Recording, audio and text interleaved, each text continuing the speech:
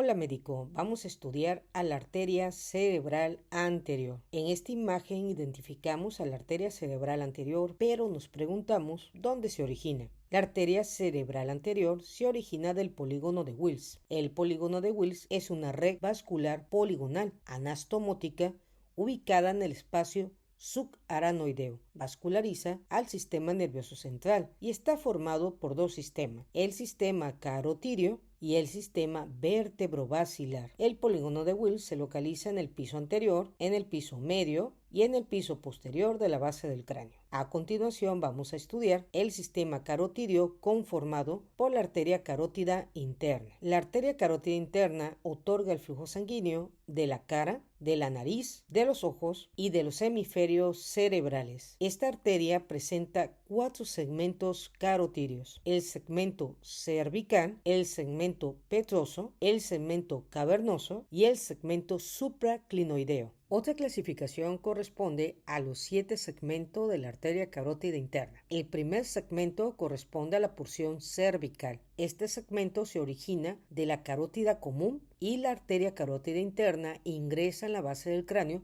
por el agujero carotídeo. El segundo segmento corresponde al segmento petroso, cuando la carótida interna viaja en el canal carotídeo hasta el agujero rasgado anterior, acompañada del plexo carotídeo simpático y del plexo venoso. El tercer segmento corresponde al segmento lacerum, en la porción distal del canal carotídeo y la porción posterior del seno cavernoso. Este segmento es un segmento de transición. El cuarto segmento es el segmento cavernoso. Inicia en el borde superior del ligamento petrolingual hasta el anillo dural proximal del seno cavernoso. El quinto segmento corresponde al segmento clinoideo. Inicia en el anillo dural proximal hasta el anillo dural distal, a la altura de las apófisis clinoides anteriores de la silla turca. El sexto segmento es muy importante porque inicia en el anillo distal y es el origen de la arteria comunicante posterior y la arteria oftálmica. El séptimo segmento corresponde al segmento comunicante y origina a la arteria comunicante posterior hasta la bifurcación de la arteria carótida interna en arteria cerebral anterior y cerebral media. Ahora vamos a identificar las ramas colaterales de la carótida interna. En la región cervical no origina ramas. En la región petrosa origina la arteria del canal pterigoidea o vidiana y la arteria carótida timpánica. En la porción lacerum, que corresponde al agujero rasgado anterior, no da ramas. En la región cavernosa origina la arteria meningohipofisaria y el tronco inferolateral. En la región clinoidea anterior no origina ramas. En la región oftálmica o segmento oftálmico origina la arteria oftálmica y la arteria hipofisaria superior. El séptimo segmento, que corresponde al segmento comunicante, origina a la arteria comunicante posterior y a la arteria coroidea anterior. Las ramas terminales de la arteria carótida interna corresponde a la arteria cerebral media y anterior. Ahora vamos a identificar el segmento cavernoso de la porción carotídea. Origina las ramas tronco meningohipofisario y la arteria del seno cavernoso inferior o tronco inferolateral.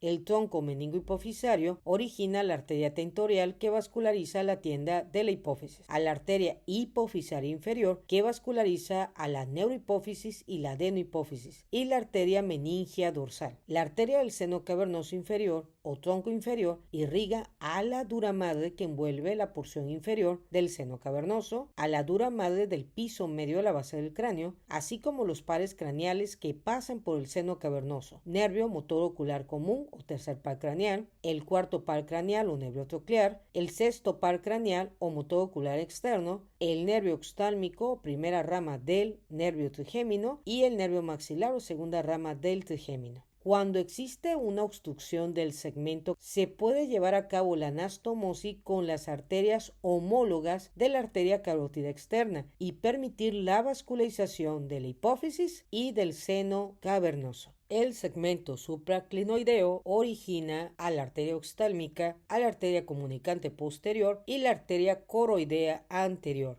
La arteria oftálmica se origina a la altura de la apófisis clinoides anterior y se introduce en el agujero óptico junto con el nervio óptico. El nervio óptico es medial y la arteria oftálmica lateral. Las ramas terminales de la arteria oftálmica corresponden a la arteria nasal y la arteria frontal. Esta se origina a la altura de la polea de reflexión del músculo oblicuo mayor. Las ramas colaterales de la arteria oftálmica corresponde a la arteria lagrimal que vasculariza la vía lagrimal, la arteria central de la retina que irriga la porción nerviosa del globo ocular, la arteria supraorbitaria que va a vascularizar la región supraorbitaria, las arterias ciliares cortas posteriores y largas posteriores que corresponden a la vascularización de la esclera y la coroides, las arterias musculares superiores e inferiores que irrigan a los músculos extraoculares, la arteria hemoidal anterior y posterior que vascularizan a las celdillas hemoidales y al piso anterior de la base del cráneo, y las arterias palpebrales inferiores y superiores que vascularizan las 7 capas de los párpados. La isquemia de la arteria oftálmica origina amaurosis fugaz. Es la pérdida temporal de la visión por la ausencia de la circulación de la sangre en la retina. La ceguera monocular transitoria es la pérdida súbita de la visión que puede durar segundos o minutos y vuelve a la normalidad, secundaria a una lesión vascular isquémica de la arteria oftálmica. El segmento supraclinoideo origina la arteria comunicante posterior. Esta se origina cuando la carótida interna da origen a la arteria hipofisaria superior. Esta arteria hipofisaria superior se anastomosa con la arteria hipofisaria inferior para formar parte del sistema porta hipofisario. La arteria comunicante posterior permite la unión de la arteria cerebral posterior para completar el segmento posterior del circuito del polígono de Wills. Sin embargo, la arteria comunicante posterior se puede originar el 100% de la arteria cerebral media, del 100% de la arteria cerebral posterior o un 50% entre ambas arterias. Las ramas colaterales de la arteria comunicante posterior corresponden a las ramas perforantes, ramas para el tálamo, hipotálamo, subtálamo, vascularizando al diencéfalo. La rama de la cápsula interna que corresponde a axones que conectan a la corteza cerebral con el tallo cerebral, las ramas para el quiasma óptico y el tracto óptico, así como las ramas para el tallo hipofisario. A continuación vamos a identificar a la arteria coroidea anterior del segmento supraclinoideo. Esta arteria es rama terminal de la carótida interna y la identificamos que vasculariza al cuerpo coroideo. Las ramas colaterales de la arteria coroidea anterior corresponden al tracto óptico, al pedúnculo cerebral, al cuerpo geniculado lateral, al lóbulo temporal, a la cápsula interna y al tálamo. Esta arteria vasculariza a la cápsula interna. La lesión de la arteria coroidea anterior afecta a la cápsula interna, originando hemiparesia densa contralateral. El paciente presenta dificultad para mover la cara, el brazo y la pierna con pérdida sensorial contralateral. Esto se debe a la lesión de la cápsula interna. La arteria coroidea anterior, como vasculariza el cuerpo geniculado lateral, una lesión de esta arteria origina hemianoxia contralateral, que consiste en la pérdida de la visión del lado opuesto a la lesión óptica debido a la decusación de las fibras nasales. La porción distal de la carótida interna origina a la arteria cerebral anterior y la arteria cerebral media. Así también identificamos a la arteria hipofisaria inferior, a la arteria oftálmica, que es rama terminal de la carótida interna, a la arteria comunicante posterior, que une el segmento carotidio con el segmento vértebro-basilar. La comunicante posterior puede ser originada directamente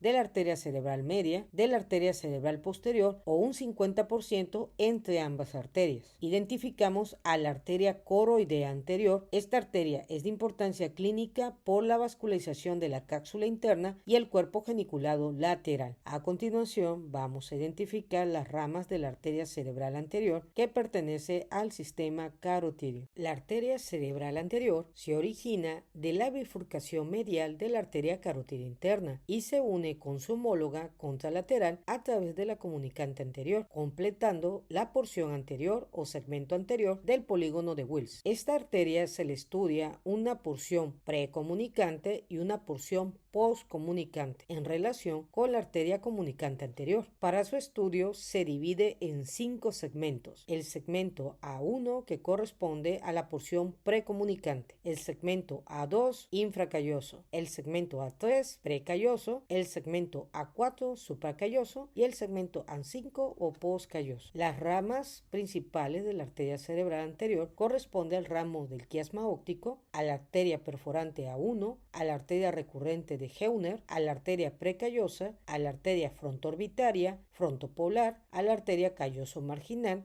a las arterias frontales internas anterior, media, posterior, a la arteria paracentral, la arteria parietal interna superior e inferior. La arteria cerebral anterior, si presenta una oclusión, puede ocasionar debilidad motora contralateral de la pierna y el hombro. También origina déficit cortical con pérdida de localización táctil durante estímulos bilaterales. Y en algunos pacientes puede originar abulia, que es la falta de voluntad, inercia de los movimientos. Ahora vamos a estudiar el segmento proximal A1 de la arteria cerebral anterior. El segmento A1 origina los ramos para el quiasma óptico y los ramos perforantes, que corresponde a las arterias centrales anteromediales. Los ramos perforantes o arterias centrales anteromediales suministran de 1 a 5 ramos perforantes. Estos ingresan en la porción medial de la sustancia perforada anterior. Estos ramos perforantes van a irrigar al estriado ventral, al brazo anterior de la cápsula interna y al nervio y al quiasma óptico. El segmento proximal A1 origina a la arteria comunicante anterior. Esta arteria une ambos segmentos A1 de la arteria cerebral anterior. Tiene una longitud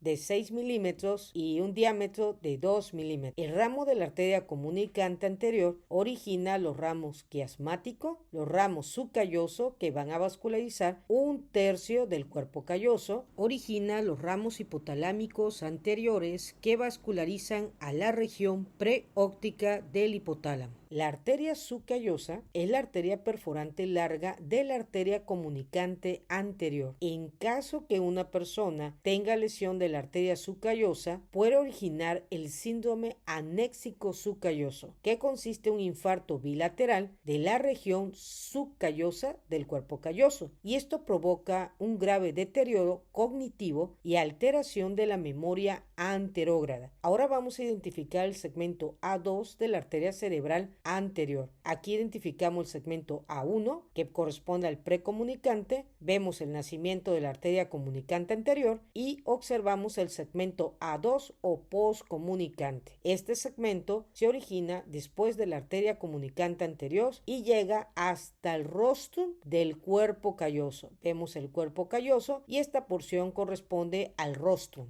El segmento A2 de la arteria cerebral anterior origina la arteria recurrente de Heuner o arteria estriada medial distal. Esta arteria se origina de la porción proximal de A2 de la arteria cerebral anterior, alrededor del palio olfatorio, entre la arteria cerebral media y la arteria cerebral anterior. Alcanza la porción lateral de la sustancia perforada anterior. Esta arteria es la principal arteria lentículo estriada medial. La arteria recurrente de Heuner irriga a la corteza orbitofrontal, a la cara anterior del núcleo caudado, al tercio anterior del núcleo putamen, la porción externa del globo pálido, el brazo anterior de la cápsula interna, el núcleo accumbens en su territorio del circuito límbico estriado. Si identificamos la vascularización, la corteza orbitofrontal contiene las áreas de Brodmann del sistema límbico. El núcleo caudado, el putamen, el globo pálido corresponde a los ganglios basales que permiten el movimiento corporal. El brazo anterior de la cápsula interna transporta fibras importantes para la inervación motora del cuerpo y el núcleo accumbens conecta la conducta con el sistema limboestriado.